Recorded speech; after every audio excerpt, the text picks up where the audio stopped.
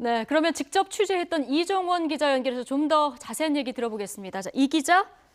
네, 서울 대치동 특검 사무실입니다. 예, 자 먼저 백 선생이라고 불리는 주사 아줌마라고 했죠. 어떻게 포착이 된 겁니까?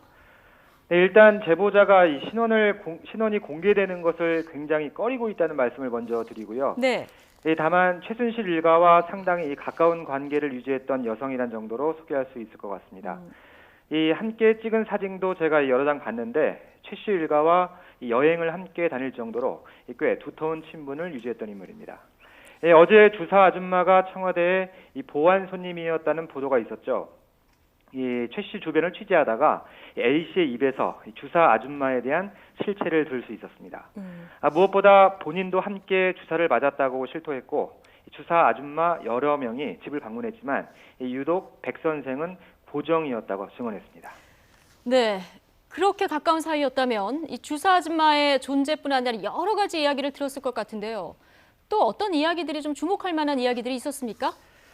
네, 솔직히 기자로서 욕심이 나는 발언도 꽤 있었는데요. 네. 최순실 씨가 누구를 만나는 것을 봤다, 이런 얘기도 했습니다. 예. 일부분은 이미 의혹이 제기됐던 부분이기도 하고 또 이 검증 과정이 필요하기 때문에 지금 당장 구체적인 언급은 곤란할 것 같습니다.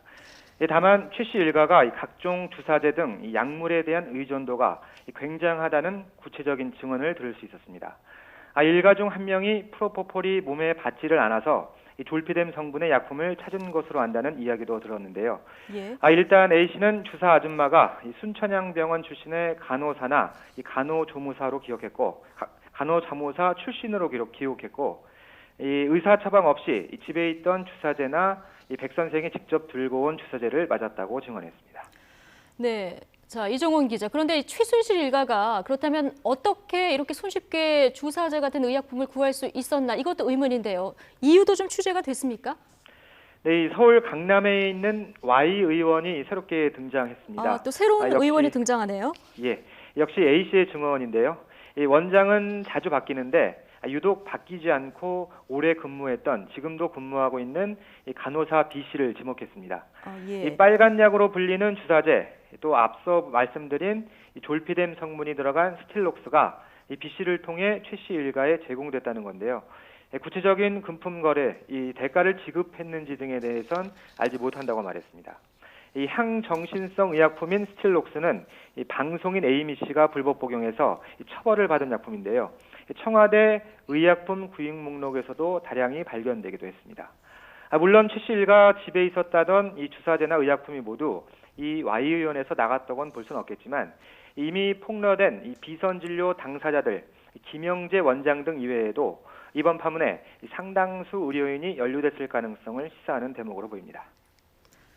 예, 그러면 정호성 전 비서관의 휴대전화에 등장하는 이 주사 아줌마 백 선생. 동일 인물일 가능성이 얼마나 될지 당연히 의심이 되는데 이 가능성 얼마나 될까요? 네, 일단 최 씨 일가 집을 들락거렸던 시점과 이 정호성 전 비서관의 문자 메시지가 수신됐던 시기는 좀 비슷합니다. 물론 A 씨는 이 백 선생이 청와대에도 출입했다고 명확하게 언급은 하지 않았습니다.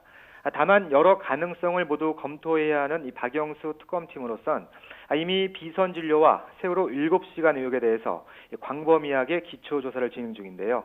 어젠 청와대 간호장교 출신 조여옥 대위를 다시 불러 밤 늦게까지 조사했습니다.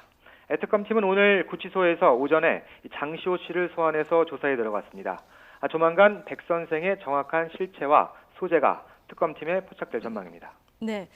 자, 만약에 이 백 선생이란 사람이 주사 아줌마라고 한다면 세월호 7시간 수사의 또 다른 단서가 될 수도 있겠군요. 네, 물론 그렇습니다. 이 비선 진료 자체가 현행법 위반이기 때문에 이번 특검의 수사 대상이 됐는데요.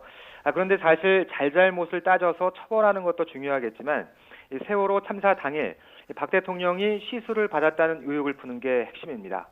백 선생의 참사 당일 행적을 파헤치다 보면 예상치 못한 곳에서 꼬리가 잡힐 수도 있을 전망입니다. 지금까지 박영수 특검팀 사무실에서 YTN 이종원입니다.